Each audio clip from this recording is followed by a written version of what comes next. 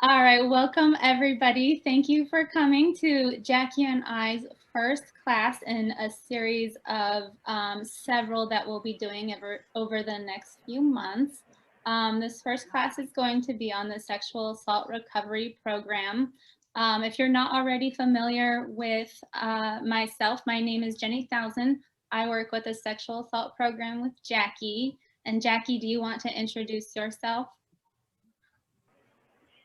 Yes, hello, I'm Jackie Meredith. I'm the Sexual Assault Coordinator and the Licensed Mental Health Counselor for Betty Griffin Center.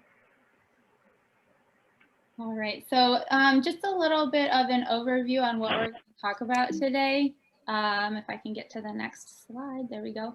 I'm going to do just a little bit of an introduction on the Rape Care Unit. We'll talk about how to access services. I'll go over in depth what happens during a forensic medical exam. We'll talk about the role of the advocate in the Rape Care Unit. We'll talk about reporting versus people that don't report. We'll touch on how evidence is handled and processed. We'll also talk a little bit about the neurobiology of trauma and then how trauma-informed care influences the way that we work with victims. So just a little bit of a background on the Rape Care Unit. Who do we serve? So we generally work with adults 18 and older. We work with men, women, anybody in the LGBT plus community. We work with people from all parts of the community. So we've worked with the elderly, people who are coming in from nursing homes. We've worked with people coming in from group homes. We work, the homeless population is a big population who we work with. And then we just work with anybody who's generally been a victim of sexual assault in the community. Statistics, obviously COVID has had a pretty significant impact on the number of people who we've seen over the last year. For 2020, from January through December, we had a total of 37 cases compared to 2019, where we had a total of 56 cases. This year so far, we've had 4 cases. We had one in January, and then 3 so far, or 3 in February. We're already in March, so we've had 4 so far. The decrease in our numbers is consistent with what the sheriff's office is seeing as well. The sheriff's office, last I heard, has reported about a 60% decrease in reports of sexual assault calls. So we're kind of chalking that up to being a direct impact of COVID. So who qualifies for services? Again, anybody who's 18 or over who's been sexually assaulted within the last 120 hours. Usually after about 5 days, it's unlikely that any evidence is going to be found on the person's body. So that's why there's that limit of 120 hours. Every once in a while, there will be certain cases where a sexual assault nurse examiner feels like it might be appropriate to do an exam after that. But generally speaking, 120 hours is kind of the limit there on exams. So how to access services. The Betty Griffin hotline triages all of the cases for the Rape Care Unit. The call can come in from a few different sources. It can come from law enforcement if the person has already reported the case. It might come from hospital staff. Sometimes somebody has already been admitted to the emergency room and they report a sexual assault to the doctor or someone else who's on the medical staff. Sometimes people walk into the ER and the front office staff at the ER knows to contact the Betty Griffin Center. And then the person who answers the phone is one of the shelter advocates, and they will triage. They'll contact the nurse, whoever's on call, and then they'll also contact, they'll coordinate that for the advocate to get to the Rape Care Unit for everybody to meet in the ER. So what are the options? When the person first calls the hotline, they're gonna kind of go over what the person's options are. So forensic medical exam, is it an option? How old is the person and when did the assault occur? Again, if the assault occurred a month ago, a forensic medical exam is probably not going to be an option for the person. Reporting to law enforcement. Have they already reported to law enforcement? Do they want to report to law enforcement? The person on the hotline can help if they want to report to law enforcement. The hotline advocate can then contact whichever law enforcement agency is appropriate and then have the officer meet them at the rape care unit. If the first two are not things that are either options or of interest to the person calling, there's always, you know, our other services, which I know everybody's already aware of. So counseling, support groups, obviously the person's going to assess for their safety. So shelter may be a possibility. And then we have our court advocates. So if an injunction for protection is appropriate, they can be directed there as well. So what is a forensic medical exam? The exams are conducted by a sexual assault nurse examiner. So these are nurses who've undergone specific training in order to be able to conduct these exams. There are two components to the medical exam or forensic medical exams, the forensic piece and then the medical piece. So I'll kind of break it down by those two categories. So for the forensic component, the purpose is really to gather evidence in order to pursue an investigation. The person's body is considered to be the crime scene. So that's what the nurse is going to be focusing on. The nurse is going to be taking swabs in different areas where the victim was assaulted. She's going to be taking photos of any bruises or scrapes. It's very detailed what they do. They'll measure it, take photos, and record everything. It can take a really long time, kind of depending on the case and what they're working with. Some people think if they come in and think there's a possibility that they've been drugged, then the nurse they'll do a blood and urine sample as well. They'll do a saliva swab. They may do pubic hair combings and then a nail swab. Sometimes there is evidence underneath the fingernails if there was any touching or scratching. A speculum exam might be appropriate. Also, if the person is wearing the clothing that they were assaulted in, the clothing might be taken in as evidence as well. It's important to remember when you're explaining this stuff to people, during the exam, the victim is going to be touched and swabbed in all of the same areas that they were just assaulted. So it can be a really tough decision for somebody to agree to do the exam in the first place. So it's important that they have all of the information they can before making that decision. The medical component, this part is just sort of a general medical exam to determine whether or not the person requires any further medical treatment. We've had people come in to the rape care unit, and then the nurse determines that there's something else going on that requires medical attention. So sometimes people will come to the RCU and then be referred to the ER before they can do the forensic medical exam.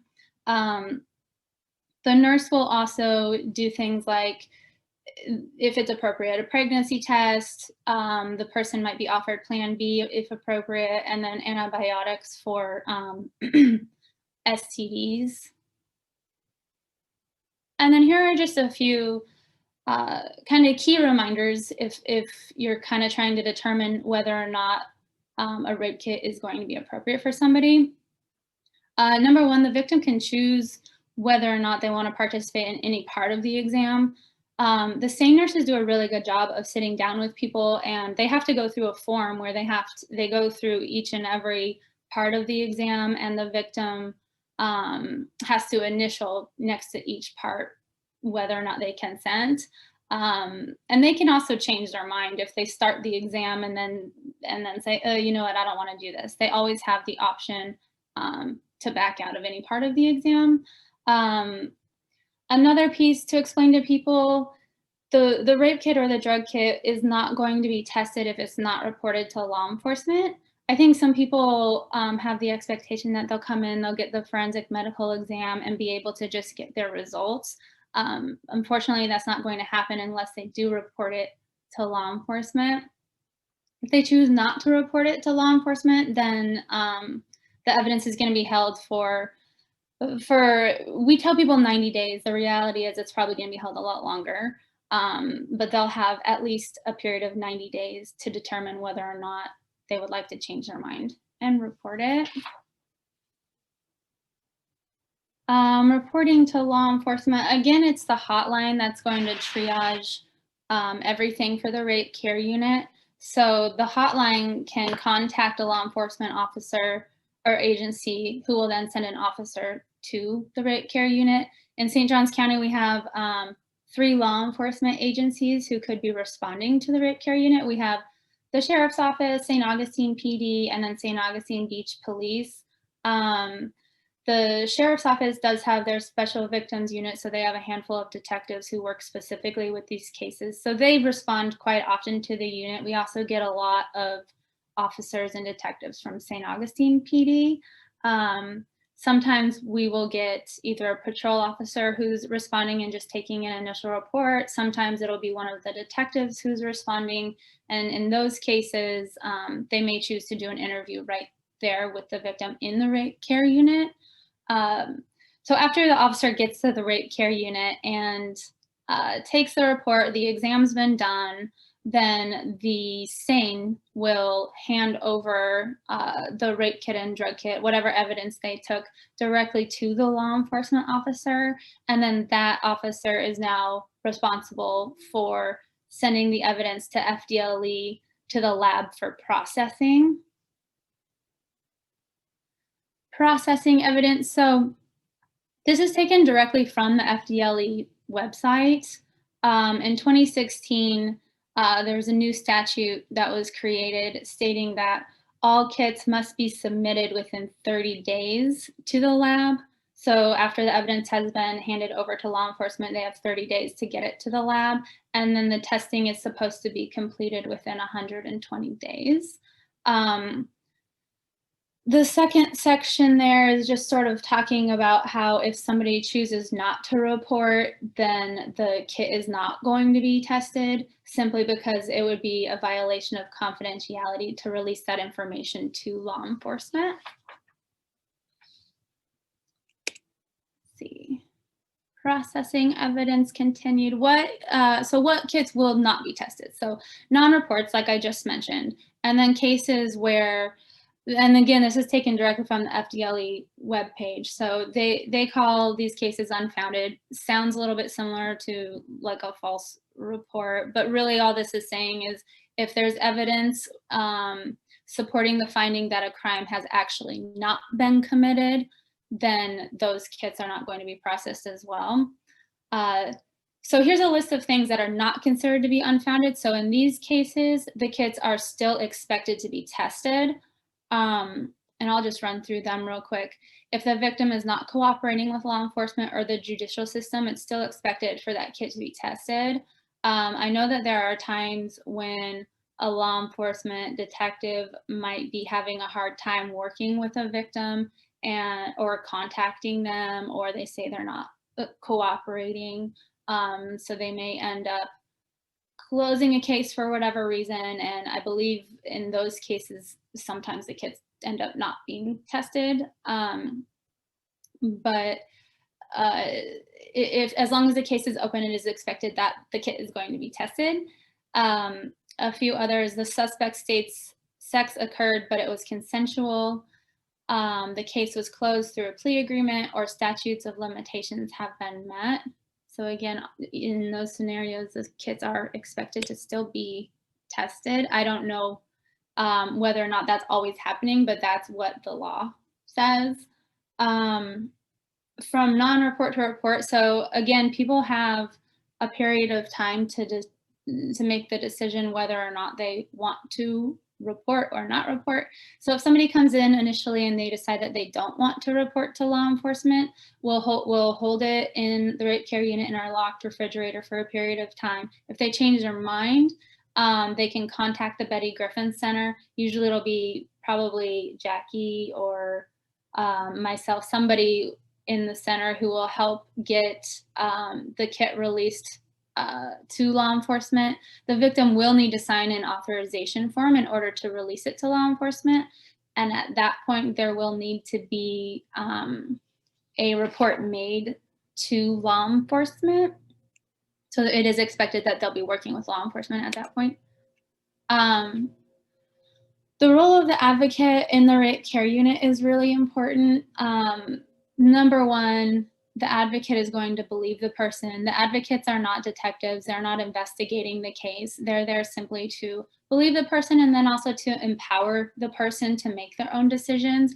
I know throughout this training, I've been using the word victim a lot versus survivor. To me, when someone comes into the rape care unit, they've recently been victimized, and working with the advocate in the rape care unit is giving them a first opportunity to become empowered to become a survivor. So I think the role of the advocate is really important in the rape care unit. We expect the advocates to listen without judgment. They will inform the person of their rights as a victim. So things like they can consent to any portion of the exam. They can have an advocate with them during the forensic exam and then also during the law enforcement interview if they choose. They're going to explain confidentiality and privilege. They may need to advocate on behalf of the victim with hospital staff, nurses, or law enforcement. And then also, of course, they're going to provide information on Betty Griffin resources. Follow-up after the rape care unit. After someone comes in and uses the unit, we always do a follow-up call with the person, which sometimes can be a little tricky just because some people don't have a phone number, or our number comes up as unknown. So sometimes people don't want to answer. So it can be a little bit tricky getting a hold of people, but we do attempt to contact them after we see them at the unit. I know a lot of times some people will come back like later on their own.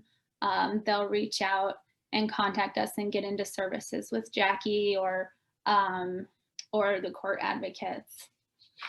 They are given, when they come in to the rape care unit, they are given a handful of brochures, and they are given our Betty Griffin brochure. So they do have information to refer back to if they change their mind later and want to come in for services. Okay, so I'm going to shift a little bit now to talking about working with victims of sexual assault and a little bit about the neurobiology of trauma. So what is trauma? Trauma can be described as a deeply distressing or disturbing event. Oftentimes people describe it as feeling like their life is in danger or their safety is threatened in a significant way. This is when people have that trauma response, the fight, flight, or freeze, which is an automatic physiological reaction to trauma. And then I'll kind of go through, this is just a basic breakdown of what happens in the brain and the body when somebody experiences trauma. On the right-hand side, you can see those are different parts of the brain that are involved. And on the left-hand side, you can see it lists some of the physiological or physical symptoms people might have. So just to break it down, the thalamus is kind of where everything starts. The thalamus is responsible for taking in sensory input, or sensory information. So like smell, taste, touch, all that. And it sends the signal to the amygdala. The amygdala determines whether or not that sensory information is threatening in any way. And if it determines that it is threatening, it'll then send a signal to the hypothalamus, which will release adrenaline, and then the adrenal cortex will release cortisol, which is the body's stress hormone. So basically the body is being flooded with adrenaline and cortisol, which you can see the symptoms on the left-hand side. It'll look like dilated pupils, dry mouth, fast breathing, increased heart rate, increased blood pressure, tense muscles, slow digestion, and sweating of the palms.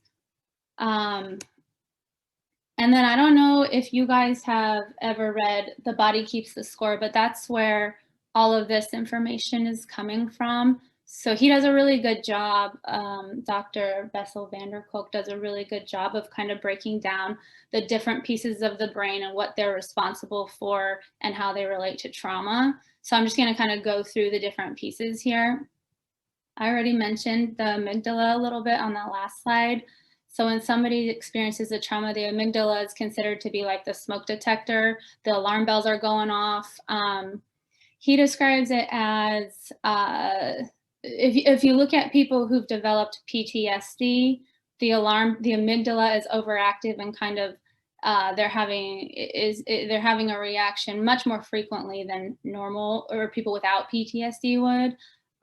He describes it as imagine in your house if your smoke alarm was going off every day or multiple times a day, how distressing that would be. That's kind of what it's like for people with PTSD who are having flashbacks or re-experiencing the trauma. And that's also what is happening in the brain while somebody's experiencing the trauma.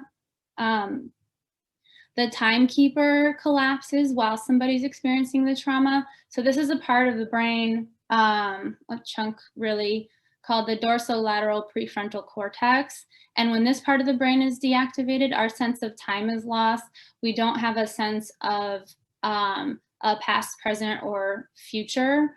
You might have the feeling like what's happening right now is never going to end. You don't have a sense that, oh, this is happening now, but it's going to be over soon, which can make situations like a trauma feel rather intolerable. Dr. van der Kolk compares this to somebody who's experiencing grief. So somebody who has PTSD is similar to somebody who may be experiencing grief because they have a feeling that, oh my gosh, this feeling is never going to go away. They have no sense of this is going to end, which can be a really hard thing for people to deal with. The thalamus shuts down. I mentioned the thalamus before about how it's responsible for sensory input, but it also is responsible for tying meaning to that sensory input. So it helps to create an autobiographical meaning based on your senses. So when it shuts down, when someone's experiencing a trauma, they're still getting that sensory input, but they're not necessarily creating that meaning to that sensory input. So the memories are they're going to look more like isolated imprints of images, sounds, physical reactions, rather than a narrative or a story with a clear beginning, middle, and end. Depersonalization, split off from self. So this is what happens when somebody experiences the freeze response. Again, in the book, Body Keeps the Score, he looks at people's brain scans, and when he's looking at the brain scans of people with PTSD who experience the freeze response, essentially all of the parts of the brain appear to be inactive. So if somebody is experiencing a trauma and they go into the freeze response, they are essentially completely shut down. It's important to remember that people respond to trauma differently. Even if they've experienced the same trauma, they may have a completely different response. In the book, he talks about a couple who they were in the same car accident and they both had completely different responses to the trauma. For her, she developed PTSD, but for her, in her brain scans, she was completely shut down and cut off. And she had actually, I think it's interesting, she had experienced, I believe it was child sexual trauma, some kind of trauma as a child. And she had basically developed this automatic reaction to freeze. And then for him, her husband, who went through the exact same car accident, he also developed PTSD, but for him, he had more symptoms of like hypervigilance, irritability, that kind of thing. So it's important to remember that when we're working with people in the unit, not everybody is going to have the same experience to trauma, and there's no right or wrong way to react to trauma. So implications for working with victims. We're working with people who have just been who have just been through a trauma. Since we're working with people within that 120 hours, they've recently been through a sexual assault. So their body is potentially still in a heightened state of arousal, or potentially they're shut down, like I was talking about before. I know, and I know Jackie can attest to this, we've seen people with all kinds of different reactions. You know, I've worked with people, some people appear to be very irritable and angry, which is understandable. And then there are other people who appear to be completely shut down and cut off. So just understand that, again, there's no right or wrong way to react to a trauma. So as an advocate, we need to be aware of that and how we can most effectively work with people in that moment. Law enforcement, I think this is another really important thing for them to be aware of, just because sometimes they're really eager to get that interview done in the rape care unit, and that's not always going to be the best thing for the victim or for their case, just because their story might appear all over the place. It might look like puzzle pieces scattered all over the place, just because they're still in that heightened sense of arousal. Their brain and body has not come to a place where they can even process the information yet. And again, the lost sense of time, it makes it difficult, if not impossible, for people to accurately remember things in chronological order. So people may miss reporting key details, and they may never come back. Sometimes they don't come back even after several days.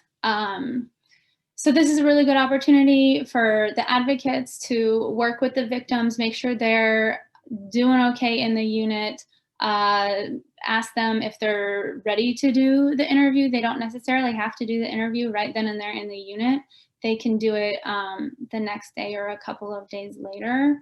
And the goal really, we do try our best with the Betty Griffin Center to work with law enforcement, and it's kind of an ongoing goal for us to make sure that we're training them just so that the victims can have the best experience possible in the rape care unit. And then that's kind of where I end, but I was hoping to do a little bit of a question and answer session with everybody, and then see, Jackie, if there's something you wanted to add on. I don't know if I covered everything. It was very good. I think you covered a lot of stuff. I thought that was really good.